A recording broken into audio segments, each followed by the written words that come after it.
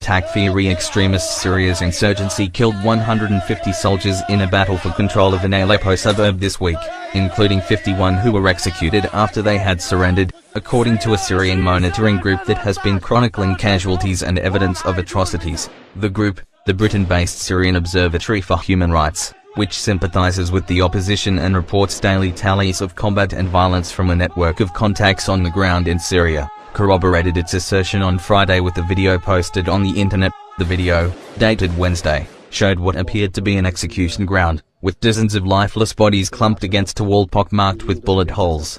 The video's authenticity could not be independently confirmed, but the Syrian Observatory founder quoted witnesses as saying 51 soldiers taken prisoner were later shot.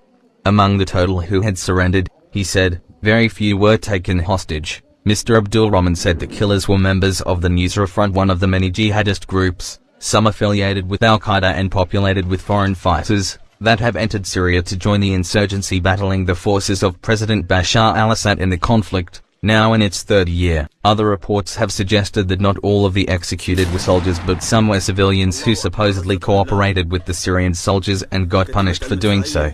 In the graphic video posted online on Wednesday shows some of the executed men not wearing any military outfits but rather standard casual clothing. This is a picture that has been circulating on Facebook which reportedly shows some of the soldiers minutes before they were executed.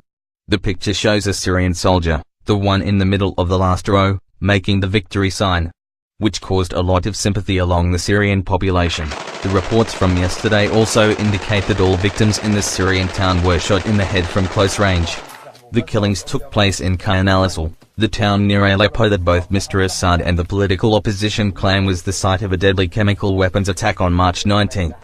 Each side has accused the other of responsibility, but there has been no independent inquiry and no confirmation that such weapons were used. A United Nations delegation visited Damascus this week to negotiate terms for investigating the Assal site and other locations where the opposition claims Mr. Assad's forces used chemical munitions.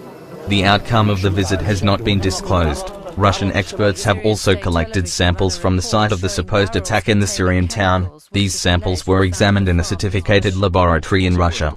According to the Russian ambassador Vitaly Churkin, there is first-hand evidence that the foreign-backed rebels have used chemical weapons in this incident near Aleppo.